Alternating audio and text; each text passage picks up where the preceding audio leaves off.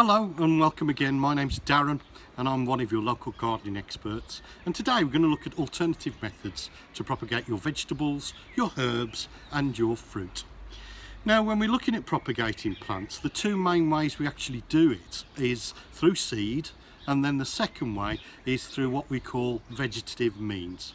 Now, seed, and here I've got some seed, is the result of a sexual process where male components and female components have been brought together through fertilisation in the flowers of your plants. Now, seed has been manipulated in modern times so that they produce particular things. Might be blousy flowers if you're looking at ornamental plants, or even big fat red tomatoes. So they're seed. So the second method, which is what we're going to concentrate on today, is vegetative. And that word, which might seem a little strange, actually relates to the leaves, the stems and the roots of our plants. So we can potentially grow new plants from leaves, stems and flowers. Now, the second thing to actually realise about vegetative growth is you're producing an exact clone of the mother plant. So it's an exact copy of the plant that you take it from. It's really important to know that, because if you've got an old labouring plant, then you will take cuttings and your new cuttings will be old and laboured. So we always try to choose a young and juvenile plant that's ready to grow. So we've got young juvenile cuttings that are ready to grow. Okay, now the second bit of technical information that we need to look at is nodes. And here I've got a raspberry, and the importance of nodes, and nodes are growth points. So we begin with a node there, look, just above my finger, there's a bud. And the reason why we need to identify these areas is that all the hormones for this plant to produce roots and actually to heal itself is just below that node, around about 1/4 of an inch or 5 millimeters. And the growth hormone that we're looking for is called auxin. Now, nodes are just one of the growth points. A leaf joint, and there's a leaf joint going down to the stem, look, that's another growth point. And again, we can make a cut below that and the auxin will be there, and that plant will heal itself as a cutting and then produce what's called root initials and root nodules, and you'll produce a new plant by doing that, taking that process out. So there's your first bit of technical information.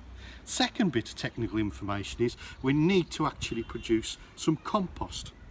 So when we're sowing seed, we produce seed compost. When we're potting plants up, we produce potting compost. And when we're taking cuttings, we produce cutting compost. And the mix that you really need to actually produce your cutting compost is 50% ordinary compost and 50% vermiculite, perlite or sand. So in my little bucket here, I've already mixed a little bit, but we're going to mix a little bit more. I'm literally going to take a bucket load of compost, look. So 50% in there, and then I'm going to take some vermiculite and again roughly measure it through, and then pop that in, and then we're just going to give that a really good mix, look. And there you have a really free draining compost that you can actually pop cuttings into. And it's really important that the compost is free draining so that the cuttings do not rot. Okay, so now we've got our compost, we can actually begin to look at specific examples of how to propagate your plants vegetatively. Now, you can go down to your local supermarket, your local shops, and pick up your veg, and in many instances you can propagate from that shopping that you actually bring back quite easily, and actually double up and triple up, and in some cases never have to go to the shops for that year ever again. So I've been shopping for you guys, and what I've got here in my box, been down to the local store, I've got some potatoes, I've got some ginger, I bought some spring onions, I bought some carrots, I bought some garlic, and I bought some onions. So there's just a particular range of vegetables that I like to eat, and I'm going to show you how to propagate them now. Now remember the node. We're looking for growth points, and as long as we've got growth points, that's where the auxin sits, and these plants will actually produce new plants. You can start with potatoes. Now potatoes have growth points all over them, so you can see them here, look, they're there and there, look, and if you look for them, there and there, okay? And actually growing potatoes from your supermarket is potentially doable, but you do risk a couple of things. First of all, they're treated with growth retardants. So actually when you've propagated this and you pop it into a bucket at the end of the day, it may not produce the growth that you actually need to produce new potatoes. The other thing is, as I said earlier, you produce an exact copy of the mother plant.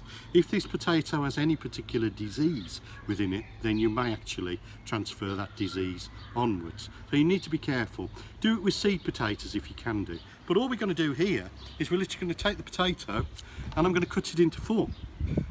So cut the potato into 4.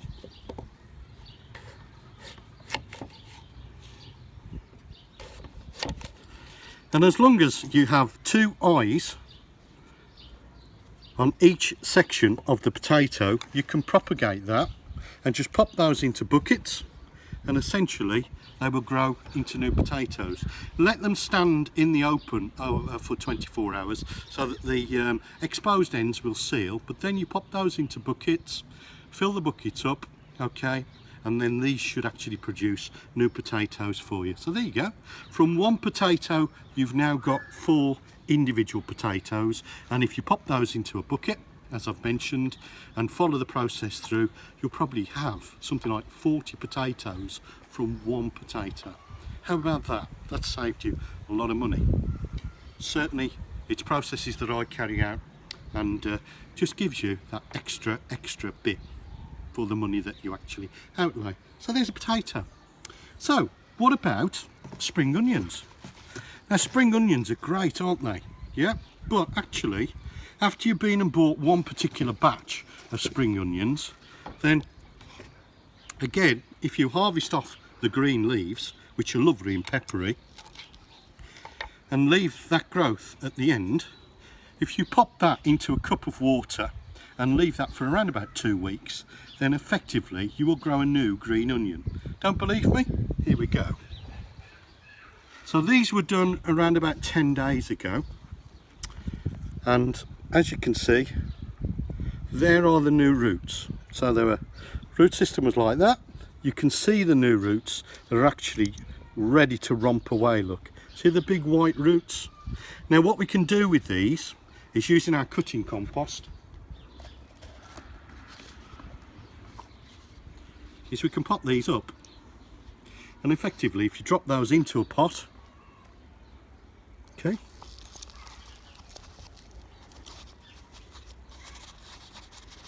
that will now grow into a new spring onion, and you can keep harvesting the green leaves all summer long, right the way through into the winter. It'll keep growing for you. So there you go, there's potatoes and there's spring onions for you. It's brilliant, isn't it? So a few simple techniques, a few simple tricks, and effectively you can grow your vegetables. Now one thing that you will be interested in is ginger, and ginger is a great vegetable to actually propagate. And here we have the ginger. We just do a little bit of tidying up on the cutting board, and ginger is a rhizome, and if we're looking for buds, look, all these areas here with points, there's a growth point, look, there's a node, and there's lots of nodes all over a ginger root.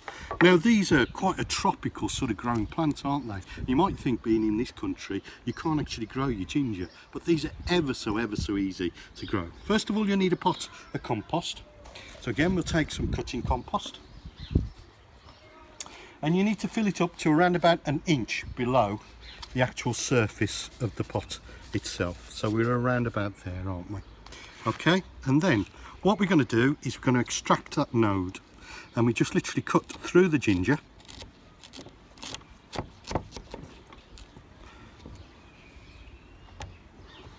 and then we'll take that node out. Okay, and then we're going to pop that into the pot there and just nestle it into the pot, and then we're going to put compost on top. It's quite breezy today, as you can see.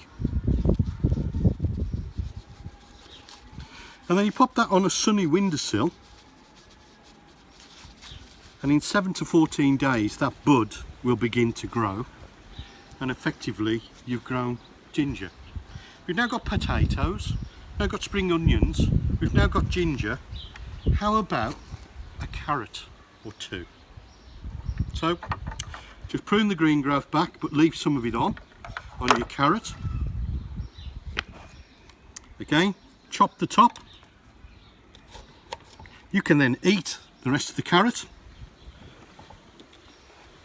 And then your carrot top needs to sit in some water like that. And the green growth will start to grow. And effectively, in the first few months, you can actually grow greens for your guinea pigs, your rabbits, whatever you want to do. But if you leave it long term, okay, and pot it up, yes, it will actually grow you a carrot. How easy is that? How simple it is. But remember, you are creating exact copies of the mother plant that it's taken from. One more. Garlic. And garlic is a wonderful plant that people are fascinated by. And yes, you buy this, and if we strip it down into its individual components, look, we've got one garlic clove. Break it down. 1, 2, 3.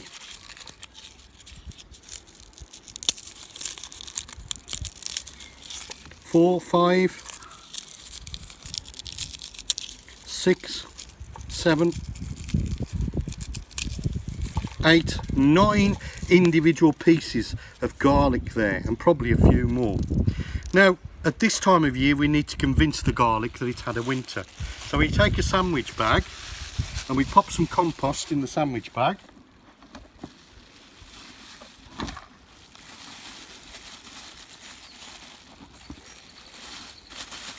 And then we throw our garlic cloves in there and make sure that they are in touch with the compost. And then you pop the bag into a freezer, and then effectively you leave that for 2.5 weeks, and that will convince your garlic that it's actually had a winter.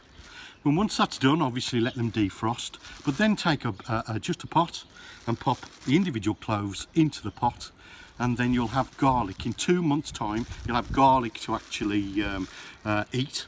And if you leave them for 6 to 8 months, you'll have those big garlic bulbs that you're really used to. So again, another simple technique. Break your garlic down, pop it into compost into a bag, and then pop it into the freezer, and then effectively after 2.5 weeks, you're underway and you're growing your own garlic. So we've looked at potatoes, we've looked at garlic, we've looked at ginger, we've looked at spring onions, we've looked at carrots. Now the final one for the vegetables is the onion. And this is a really simple trick, because you buy your onions with root initials on, then essentially you can just chop the end off your onion and pop it into some water. And this has not quite got there, but will get there. You can see that the roots underneath start to actually become really active, and eventually what will happen, because of the bud inside, a little green growth will happen. And once that happens, you pot it up, and yes, you'll grow yourself another onion.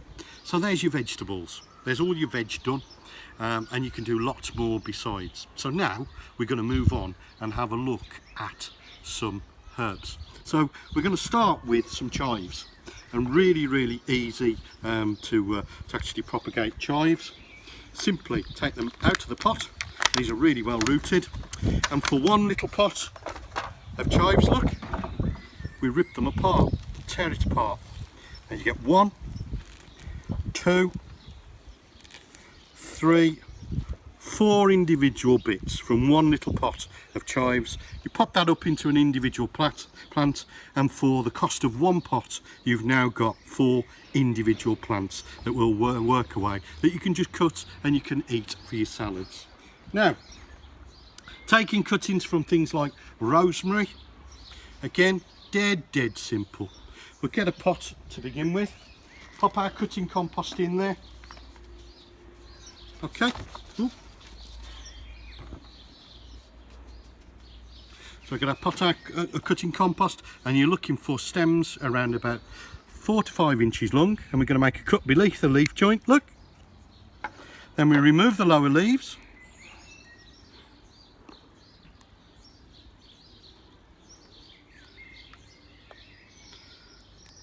Just pick them off. It's dead simple. And then, effectively, it's alive. Effectively, we insert them into the compost like that, about halfway down. And you would put, you know, a whole host of rosemary and keep them around about 2 fingers apart in the pot. So there's rosemary cuttings. How about some lavender? Would you like to do some lavender? Here we go. I've got some lavender cuttings. Guess what? Lavender cuttings are exactly the same. So again, if we take just a stem, and here we go. Same process. Beneath the leaf joint, remove the lower leaves, and then drop that into a pot. And again, with your lavender cuttings, you would go around the pot itself. And so you've got your lavender, you've got rosemary now, and I've got a big pot of mint here. And again, make a cut below a leaf joint, look. So there it is. And what we're going to do with the mint is remove the lower leaves. Now you can actually keep the lower leaves because mint makes wonderful tea, doesn't it? And all sorts of things. So, you know, don't throw this stuff away. The same with lavender. You know, if you're taking leaves off lavender, why not make yourself some home potpourri, or even sprinkle it in your bath so it relaxes you. And there's your there's your mint cutting. Okay. And again, all we do with that is, in our pot of cutting compost, we literally insert it, and there you go. There's your 3 main techniques for really the main type of herbs that you might actually grow, and it's as simple as that. As long as you're finding that node or that growth point, then cut below it around about 5 millimeters, 1/4 of an inch, remove lower leaves into a pot of cutting compost, and effectively it's job done. Now, moving on to fruit. So we've done veg. God, a lot in this video, isn't there? We've done veg. There's your herbs. Fruit. So here's your scenario. You're in a garden and you really love your neighbours' raspberries. So you can actually take cuttings from them. Now you might need a pair of secateurs. I'm going to use a pair of scissors. It's fine. So what we're looking for is, we're looking for an area where a leaf joint actually joins the stem. And we want nice lush green growth as well. So I'm going to actually make a cut just below that leaf joint there. There it is. So I've taken that off. And then, just as we've done with the other things, we remove the lower leaves, because leaves cause stress for the actual cutting. So we don't want too many on there, because leaves are calling for water. Okay, so literally we've got our cutting like that. Take our pot, cutting compost again, and we put the cutting in the middle. If you've got a bigger pot, you can do cuttings around the outside, and there you go. You've grown an exact copy of that mother plant. So, you know, if you love your neighbour's raspberries, you've now got some raspberries you can actually grow. Obviously, give all these a really good watering, and effectively pop them on a nice sunny windowsill, and effectively you've grown your raspberries. Now we're going to finish off with 2 separate things. That happens to be my dog Bear barking in the background, by the way, so please excuse him. But we're going to move over to the beds, and we're going to look at some blackberries, and we're just going to look at some strawberries. So here is my thornless blackberry, and here's where we can exploit how plants grow themselves vegetatively, naturally. So they do this naturally, so we can exploit them. So blackberries are what we call tip rooters. So they send out shoots, and then wherever the tip ends, they actually produce roots. So here's a stem here, and that tip is just about to touch the ground, look. So what we'll do is we'll take some compost out, and we'll just pop that stem underground, and then we'll peg it in place. And these are just split canes. Peg them down. and then we'll put the compost over the top. Now in about 3 weeks that plant will actually root. We can then cut that off and effectively pot it up, and you've got a new thornless blackberry. Like strawberries? Well, strawberries are dead simple, and here's my strawberry, folks. And strawberries produce what we call stolons, and they're basically they're on the stem. So as this plant, and here's the growth point, look. So we've got a leaf being produced there, but can turn into a stolon. So as strawberries grow, they touch the ground like that, and wherever the stem touches the ground, if there's a node there, it produces roots. So we can encourage it to actually produce roots by actually just pegging that stem into place like that. So what do you think about that then? We've done potatoes, we've done ginger, we've done spring onions, we've done all manner of things. You've looked at rosemary, you've looked at mint, you've looked at you know, other herbs. We've looked at producing raspberries, we've looked at producing blackberries and strawberries. So it's that simple. Just simple rules to remember. Whatever you propagate from, if you're doing it vegetatively, you will get back. So if it's an old plant, you will get old cuttings back. So try and choose young juvenile growth. Remember, knives, secateurs and scissors are dangerous, so that's the other thing to remember.